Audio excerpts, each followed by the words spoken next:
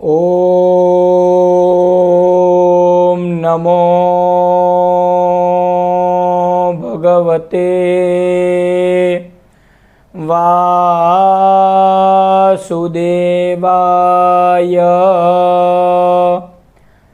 सशंखचक्रं सकिरीटकुण्डलं सपीतवस्त्रं सरसीरुहेक्षणं सहारवक्षस्थलशौभिकौस्तुभं नमामि विष्णुं शिरसा चतुर्भुजम्। कलियुग,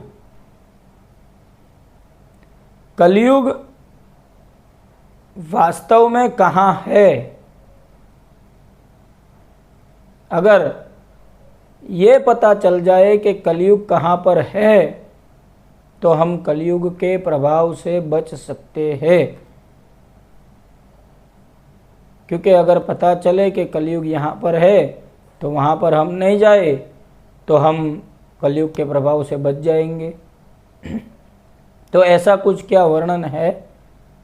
जी हाँ, श्रीमद् भागवत महापुराण के अंदर जो हम बार बार कहते हैं कि कलियुग आ गया है, कलियुग आ गया है, तो वास्तव में वह कलियुग कहाँ पर है इसका वर्णन है और किस तरह से इस कलियुग के प्रभाव से बचा जा सकता है।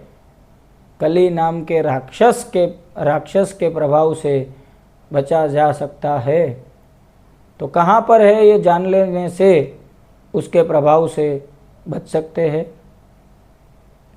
तो श्रीमद् भागवत महापुराण में स्पष्ट रूप से वर्णन है कि जब पांडवों ने स्वर्गारोहण किया और उनके वंशज परीक्षित राजा बने, परीक्षित का राज्याभिषेक करने के बाद पांडवों ने स्वर्गारोहण किया, तो परीक्षित राजा अपने दिग्विजय के लिए जब जा रहे थे तो उस समय वहाँ पे कलियुग से उनकी भेंट हुई।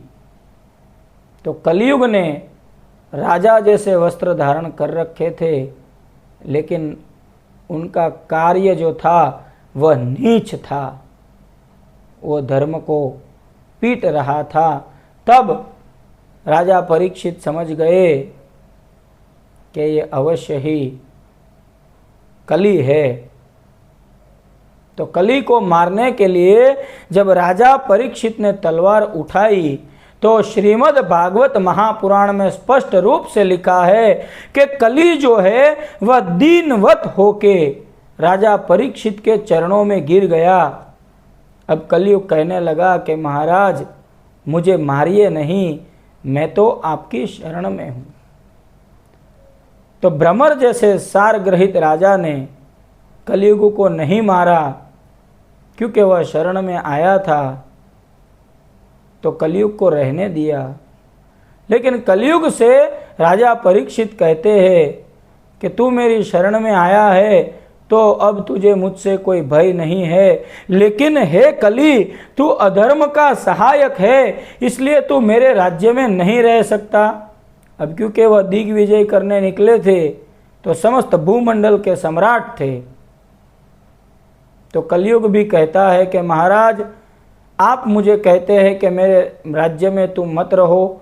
अब जहाँ तक मैं आंखें बंद करके या आंखें खुली करके देख पा रहा हूँ वहीं आप मुझे नज़र आ रहे हैं। तलवार लेके आप मेरे पीछे पड़े हैं, वहीं मुझे दिखाई दे रहा है। तात्पर्य कि पूरी पृथ्वी के सम्राट तो आप है। अब यह सम्राट होने के वजह से पूरी पृथ्वी आपके अधीन है, तो आप ही मुझे बताइए कि मैं कहाँ जाऊँ। अगर आपका राज्य छोड़ के जाऊँ तो कहाँ जाऊँ? आपके राज्य के अलावा तो और कोई जगह है ही नहीं, आप सम्राट है। तो राजा परीक्षित भी सोच विचार करने लगे कि मैं सम्राट हूँ, पूरे भूमंडल का राजा हूँ, अब इस कलयुग को भेजूँ तो कहाँ भेजूँ? अब वह दीनवत होके मेरी शरण में आया है। तब राजा परीक्षित ने कहा कि ठीक है, मैं तुझे सीमित करने के लिए कुछ स्थान देता हूँ, और याद रखना अगर उन स्थानों को छोड़ के तूने कभी भी अपनी मर्यादा लांगी तो तत्क्षण तुम्हारी मृत्यु हो जाएगी। तो कलयुग को सीमाएं दे दी कि जो मैं सीमाएं देता हूँ वहीं तक तुम्हें सीमित रहना होगा। तो सबसे पहले कलयुग को स्थान दिया। कली ने कहा कि आप मुझे कुछ स्थान दे दीजिए, मैं वहाँ तक सीमित रहूँगा। तो राजा परीक्षित ने बहुत सोच विचार करके सबसे पहला स्थान दिया द्यूत, गैमलिंग, जुआ। तो जहाँ पे जुआ खेला जाता है वहाँ कलयुग का वास है। दूसरा स्थान दिया मद्यपान, शराब का अड्डा। तो जहाँ पे दारू पी जाती है, शराब पी जाती है, वहाँ कलयुग का वास रहेगा। तीसरा स्थान दिया पर स्त्री संग, जो पर स्त्री में आसक्त होता है, पर स्त्री संग करता है, तो वहाँ पे कलयुग का स्थान दिया गया है। और चौथा स्थान दिया गया है हिंसा, जहाँ पे हिंसा होती है, झगड़ा, मारकूट, युद्ध, हिंसा। तो जहाँ पे हिंसा होती है, यह 4 स्थान कलयुग को दिए। तो ये जो 4 स्थान दिए, इसमें 4 पाप निवास करते हैं। सबसे पहले मैंने बताया कि द्यूत यानी कि जुआ, वहां असत्य नाम का पाप विराजमान हो जाता है। असत्य पाप, जुआरी कभी सच नहीं बोलता क्योंकि उसको मेहनत करके कमाने की वृत्ति नहीं होती, वो झूठा होता है। असत्य नाम का पाप जुए में वास करता है। दूसरा बताया है मद्यपान, शराबी, शराबी को मद होता है, नशा नाम का पाप वहाँ विराजमान होता है। मद, नशा, जो अहम को बढ़ाता है और पाप की वृद्धि करता है, ऐसा नशा। तो मद नाम का पाप वहाँ विराजमान। पर स्त्री संग जो करते हैं उसमें कौन सा पाप? तो उसमें आसक्ति नाम का पाप विराजमान होता है।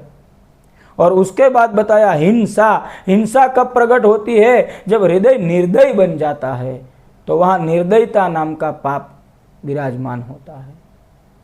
तो द्युत असत्य से, मद्यपान मद से, और पर स्त्री संग आसक्ति से, और हिंसा निर्दयता से, यह 4 स्थान दिए जो 4 पाप से प्रकट होते हैं, मैंने बताया।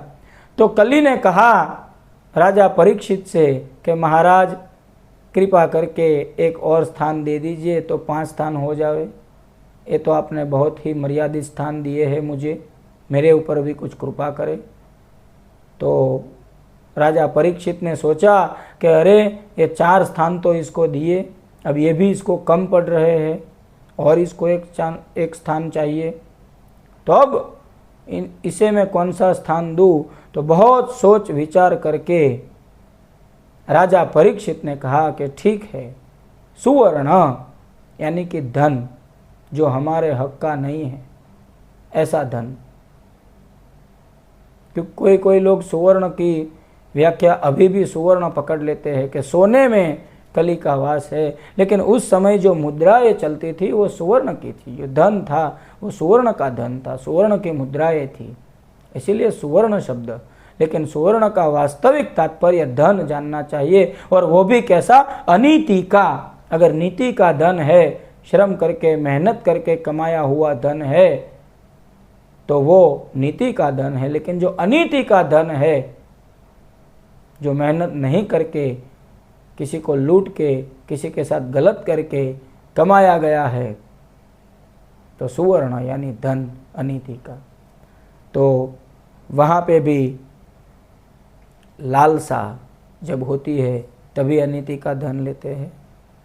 तो इस तरह क्रमशः द्युत, मद्यपान, परस्त्री संग, ईर्षा, हिंसा और सुवर्ण